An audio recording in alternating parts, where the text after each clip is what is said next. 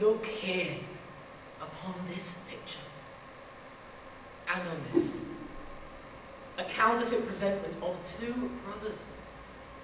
See what a grace was seated upon this brow, Hyperion's curls, the front of Jove himself, an eye like Mars, to threaten and command, a station, like the herald Mercury new lighted on a heaven-kissing hill, a combination and a form indeed, where every god did seem to set his seal to give the world assurance of a man.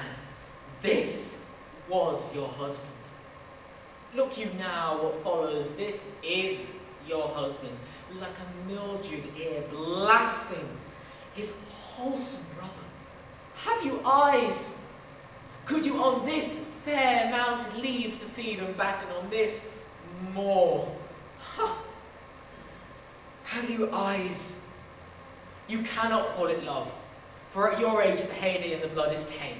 It's humble and waits upon the judgment. And what judgment would step from this to this? Sense sure you have, else could you not have motion, but sure that sense is apoplexed. For madness would not err, nor sense to ecstasy was ne'er so thralled, but it reserved some quantity of choice to serve in such a difference. What devil was that thus hath cozened you and hoodman blind? Eyes without feeling, feeling without sight, ears without hands nor eyes, smelling, sans all but a sickly part of one true sense could not so mope. O shame, where is thy blush?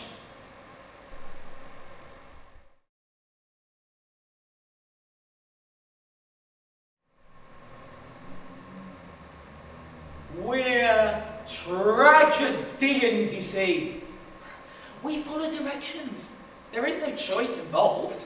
The bad end unhappily, the good unluckily. That's what tragedy means. Positions. Having murdered his brother and wooed the widow, the poisoner mounts the throne. Here we see him and his queen give rein to their unbridled passion. She, little knowing that the man she holds in her arms. All right, no need to indulge yourselves. I come on in a minute. Lucianus, nephew to the king. Next!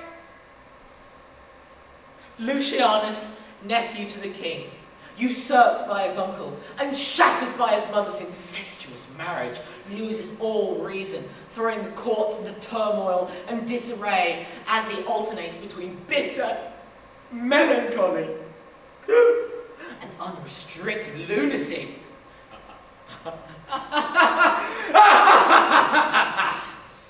Staggering from the suicidal to the homicidal.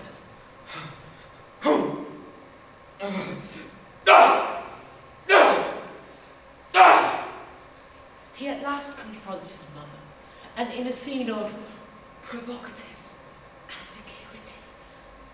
ambiguity, begs her to repent and recant.